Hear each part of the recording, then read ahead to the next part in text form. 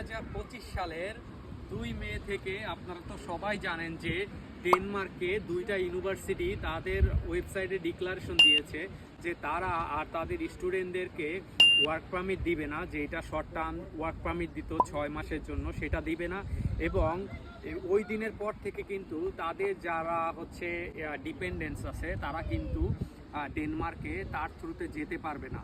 এবং এটা কিন্তু বাংলাদেশি স্টুডেন্টদের জন্য খুবই বলবো যে একটা খারাপ সংবাদ।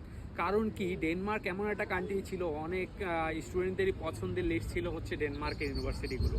কিন্তু যখন এই দুইটা ইউনিভার্সিটি এই ধরনের সিদ্ধান্ত নিছে, এখন কিন্তু খুবই চিন্তার বিষয় যে ডেনমার্কের অন্যান্য ইউনিভার্সিটিগুলো কিন্তু এটা ফলো করবে।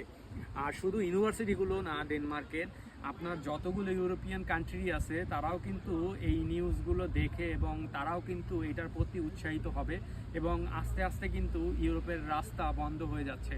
কারণ আপনি চিন্তা করতে পারেন, একটা মাস্টার্স প্রোগ্রামে আসার জন্য একটা স্টুডেন্টকে যদি 30-40 হাজার ইউরো খরচ করতে হয় এবং সাথে হচ্ছে লিভিং এক্সপেন্স আর একটা ডিপেন্ডেন্টের, এটা কিন্তু তার জন্য খুবই কষ্টকর হয়ে যাবে।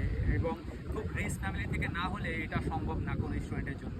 এবং আপনারা জানেন তো যে এটা শুধু কিন্তু সব দেশের জন্য না, এটা হচ্ছে থার্ড লেভেল যে কান্ট্রিগুলো আছে, যেমন বাংলাদেশ, ইন্ডিয়া, পাকিস্তান, নেপাল, শ্রীলঙ্কা, ভুটান, এইসব দেশের জন্য কিন্তু আসলে এই রুলসটা করা হয়েছে। এবং ডেনমার্কে কিন্তু মানুষ এখন আর 2 মের পর থেকে যেই ডিক্লারেশনটা আসছে আর অ্যাপ্লাই করতে চাইবে না।